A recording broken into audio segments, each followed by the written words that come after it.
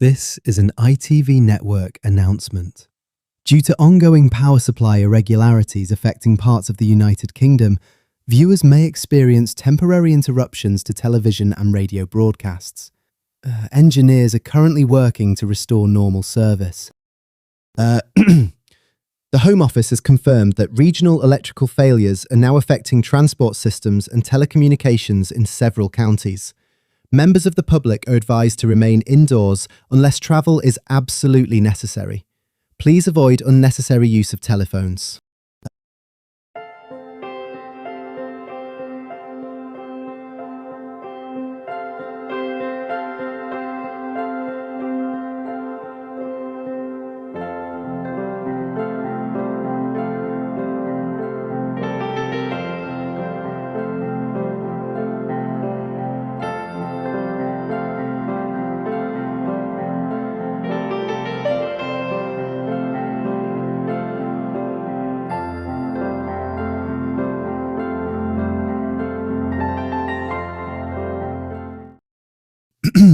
This is an emergency announcement. Due to the continuing national infrastructure failure, ITV Central will now suspend broadcasting until further notice. Please remain calm and await further instructions from local authorities.